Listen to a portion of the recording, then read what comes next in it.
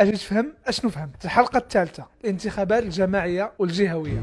اول حاجه غادي تجي لك على البال ملي سمعت هذا العنوان هي المرقه، وغادي تقول مع راسك موضوع حامض وشبعان لغه الخشب وما عندي ما ندير به اصلا. والصراحه اش نقول لك، عندك الصح، ولكن غادي نوفيه باش نعرفوا البالون كيفاش منفوخ، فهمتيني؟ راه الفيديو مزروب، الا دختي ارجع ولا دير بوز، سير حيد فعل الكروس تزيد. بهاد البلاد السعيده كاين جوج انواع الانتخابات اللي كيصوتوا فيها الشعب كامل، واللي هي الانتخابات البرلمانيه او التشريعيه، والانتخابات الجماعيه والجهويه. انت دابا ما عندنا ما نديرو بك. الانتخابات الجماعيه والجهويه باش نفهموها مزيان خاصنا نعرفوا بعدا كيفاش المغرب مقسم اداريا. حموضه بدات. اساسا المغرب اداريا كيتقسم ثلاث انواع التقسيمات اللي هما الجهه، العماله ولا الاقليم، والجماعه. الجهه وسط منها العماله ولا الاقليم، والاقليم ولا العماله وسط منهم الجماعات. في المغرب كاينين 12 جهه، بحال قلتي ولايات، بحال الامريكان عندهم الولايات ديالهم، حنا عندنا الجهات، وفي كل جهه كيكونوا اقاليم ولا عملات. نعطيكم مثال بجهه الدار البيضاء سطات، حيت انا ولد كازا سمحوا لي بزاف ناس اخرين، ولكن راه بحال في جهه الدار البيضاء سطات كاينين جوج عملات اللي هما عملات الدار البيضاء وعملات المحمديه، وسبعه الاقاليم اللي هما بن سليمان، برشيد، جديده، مديونه، نواصر، سطات، سيدي بن نور. المهم دوز دوز دوز دوز. ملي كنقولوا عملات يعني المجال الحضاري، مدينه. ملي كنقولوا اقاليم يعني المجال القروي، بلاد.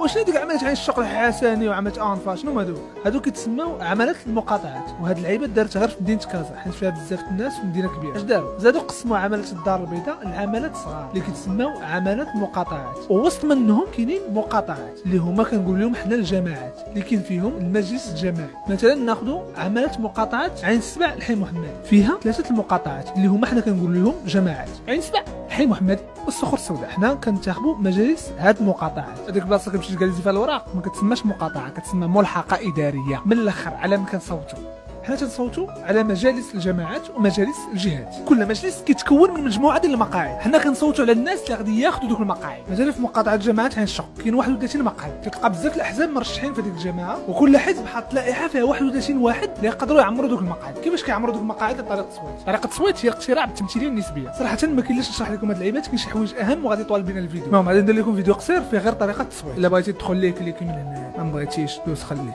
من بعد ما كيعمروا دوك المترشحين اللي صوتنا عليهم 31 مقعد، خاصهم بيناتهم ينتخبوا على الرئيس. الحزب اللي كيكون عنده اكثر من 50% يعني اكثر من النص هو اللي كيكون منه الرئيس، لانه كيكون عنده اغلبيه المقاعد. ولكن حنا ما يمكنش يكون عندنا شي حزب عنده 50%. عرفتيش علاش؟ حيت عندنا 35 حزب في هذه البلاد، دونك صعيب يكون شي حزب عنده اغلبيه في شي جماعه ولا شي جهه. اذا كيلتجؤوا للتحالفات، كيتحالفوا الاحزاب بعضياتهم باش يكونوا ديك النسبه اكثر من 50%، باش نديروا بحال شي برلمان صغير اغلبيه والمعارضه. الناس اللي في الاغلبيه هما اللي كيعينوا داك الرئيس، لان كيكون عندهم اغلبيه الاصوات، والاخرين كيبقاو في المعارضه، وكيوليو هذوك القرارات اللي كيدير المجلس ديال الجهه ولا مجلس الجماعه كيدوزوا على داك البرلمان الصغير اللي هو مجلس الجماعه ولا مجلس الجهه، وكيتخذ القرار بالتصويت في اي قرار بحال شي برلمان صغير. فهاد اللعيبه ديال التصويت والتحالفات كتنوض الشلاضه ديال التخلويض والعاقه وتحت الطبله وداك الشيء، هادشي راه معروف عندهم، ما عرفش غير عندنا. سنا مازال نوريكم القوالب كيفاش يقدروا يشفروا البلاد. صبر، هادشي فيما يخص الجماعه والجهه. وبالنسبه للعماله والاقليم فباختصار الناس اللي كينجحوا في مجالس الجماعات وفي الغرف المهنيه وفي نقابات المستخدمين منهم كيتعين مجلس العماله، وهذاك مجلس العماله منه كيتعين رئيس مجلس العماله. ولكن رئيس مجلس العماله ماشي هو كلشي، لان كاين العامل اللي كيعينوا الملك هو اللي كيجسد السلطه ديال الملك في العماله اولا الاقليم. الغرف المهنيه هي خاصه بالناس الحرفيين، حلاقات، سكالسيه، العيبات، هذيك بحال شي جماعه صغيره ديالهم كيصوتوا حتى هما على الناس ديالها. نقابات المستخدمين خاصه بالناس المستخدمين، مثلا الشوافر ديال الطاكسيات حتى هما كينتخبوا على النقابات ديالهم بحال شي جماعه صغيره، هما احزاب الى غيره. كاين واحد البلان اخر اللي هو مجلس المدينه. هاد اللعيبه كاينه في 6 المدن في المغرب اللي هي الدار البيضاء وفاس وطنجه ومراكش وسلا ورباط. كيفاش كيتصاوب هذا مجلس المدينه؟ الناس اللي كيربحوا باكثر نسبه ديال التصويت في الجماعات هما اللي كيشكلوا مجلس المدينه. مثلا كيكون واحد عدد مقاعد معينه في مجلس المدينه، كل مقاطعه ولا جماعه عندها واحد نسبه مقاعد. مثلا مقاطعه جماعه عين الشق عندها 9 المقاعد في مجلس المدينه ديال الدار البيضاء، 9 الاولين دازوا مقاطعه جماعه عين الشق كياخذوا دوك 9 البلايص، وهكذا وكنجمعوا البلايص كاملين من المدينه كامله. ملي كيتصوبوا ديك المقاعد كنديروا نفس القضيه، تصويت على الرئيس والمعارضه والاغلبيه ونايض شلاضه البرلمان. وهذاك الرئيس ديال المجلس كيتسمى بالعمده، اللي مثلا في كازا هو سجين اللي 12 عام هذه هو عمده. هاد الناس كيبغيو حتى للدرجه. سؤال مهم، شنو هو السلطات ديال الجماعه والعمله والجهه ومجلس المدينه؟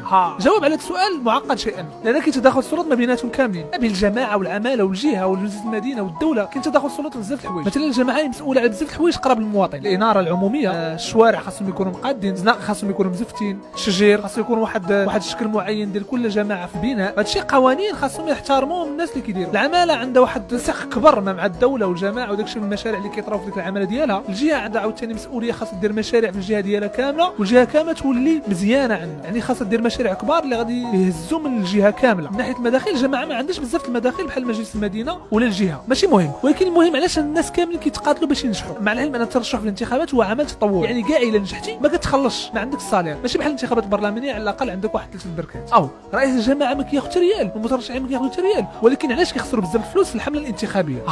هنا كاين شي قالب. الان غادي ندوزو واحد الفقره سميتها كيف تشفر البلاد في 6 ايام وبدون معلم. ترى الطرق باش تشفر البلاد كثيره ومتنوعه، من اهمها المناقصات. غالبيه الناس كيعرفوهم بلي زابيل دوفر. في القانون ديال البلاد ما يمكن حتى شي مؤسسه عموميه ما دير شي مشروع في الارض تيدوز من لي زابيل دوفر باش يشوفوا الشركه المناسبه اللي غادي تسرع الخدمه. مثلا شدينا شي عماله اكس بغات دير شي مشروع، مثلا المدرسه ديال المعاقين، العماله كتصاوب دفتر التحملات ديالها، زعما ها كيفاش انا كل مدرسه شحال يقرا فيها من واحد الخ، وهذاك دفتر التحملات كتحطوا للعموم كلشي يقرا. هنا كيجيو الشركات صحاب الاختصاص وكيعرضوا على ديك العماله العروض باش يصاوبوا ديك المدرسه. هنا في الحاله الطبيعيه شنو خاصو يكون؟ كيشوفوا احسن ملف بثمن مناسب هو اللي يستحق ينجز داك المشروع. حتى هنا مزيان فين كيكون الخواض في العزله ديال الشركه. المسؤول بدل ما يعزل الشركه اللي مزيانه وتسرع البروجي كيشوف الشركه اللي تعطيه هو اكثر باش يعزلها. من تحت الطبله الشركات كيعطيو المسؤول فلوس، كيقولوا ليه يعطيوك بورسونتاج من الفلوس ديال المشروع الا عطيتيه لينا، وكيعطيوه العاقه صحيح. هادشي علاش لقاو شي مشاريع كبار وخداهم شركات ماشي اكفاء. ما عرفت علاش وانا كندوي فكرت كراطه. المهم الطريقه الثانيه سميتها فراسي بوحدي، وهذه كتعتمد على المعلومه. مثلا انت ملي كتكون مسؤول في شي مجلس المدينه وعارف من موقع المسؤوليه ديالك ان المدينه غادي توسع، يعني شي بلايص فلاحيين حدا المدينه غادي يدخلوا في المجال الحضاري، اش كتمشي دير؟ كتمشي انت تشري دوك الاراضي الفلاحيه من عند دوك الفلاحه بثمن رخيص، وكتسنى حتى يطبق القرار وكيدخلوا دوك الاراضي في المدينه، وكتعاود تتبيعهم بثمن غالي الناس اللي كيستثمروا في العقار ولا تبني فيهم انت اصلا ديور. الطريقه الثالثه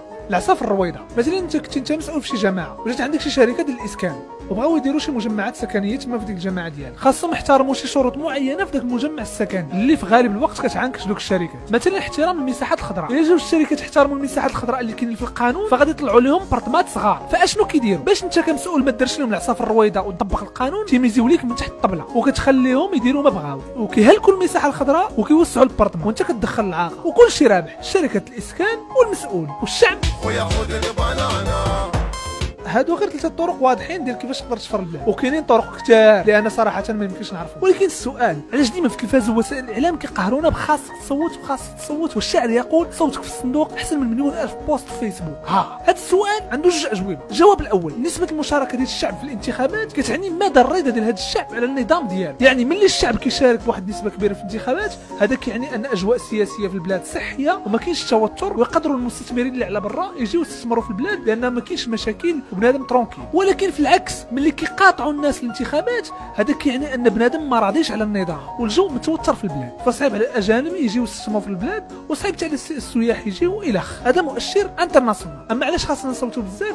داخلي الناس اللي كيطلعوا الموقع المسؤوليه باش يشفروا وهما كثار اشنو كيديروا؟ خاصهم اصوات، وحيتاش الناس عارفينهم شفاره ما كيبغيوش يصوتوا عليهم. كيفاش كيجيبوا الاصوات؟ كيشريوا الاصوات بالفلوس 200 ولا 100 درهم كلشي عارف. فملي كيشريوا الاصوات كيطلعوا بهذوك الاصوات اللي شراو يقدروا يطلعوا لمجلس الجماعه، ومن مجلس الجماعه يقدروا يكونوا في مجلس العماله، ويقدروا عاوتاني يكونوا في مجلس المدينه وغادي. وكل مره كيشريوا الاصوات، مجلس الجماعه كيشريوا الاصوات ديال التحالفات وغادي حتى كيشد المسؤوليه، وملي كيشد المسؤوليه تيخرج فلوسه كاملين بالشفره. الا صوت بنادم بزاف كيولي داك الشفار باش ياخذ الاغلبيه خاصو يشري بزاف الناس، وهاد القضيه كتكون صعيبه لان الناس اللي فاهمين ما كيتشراوش بالفلوس، فكيولي صعيب على داك الشفار يطلع. اذا كيولي كيطلع غير اللي عنده اغلبيه الاصوات ديال بصح، لان اكثر الناس اللي شاركوا فاهمين القصه وفاهمين البارون باش منفوخ. ما دويناش على مجلس المستشارين كيفاش كيتصوب، ما دويناش على ربط المسؤوليه بالمحاسبه. المهم هذا الشيء كثير صافي صاحبي. كنشكر كلشي الناس اللي تعاونوا معايا في هذه الحلقه. ما تبخلوش علينا بلي كومونتير ديالكم سواء في يوتيوب سواء في فيسبوك، وبارطاجيو لا فيديو باش تعمل الفائده. ديروا جيم، تابوناو في لاشين، انطلقوا يا كلانديزر ودعوا معنا، والسلام عليكم.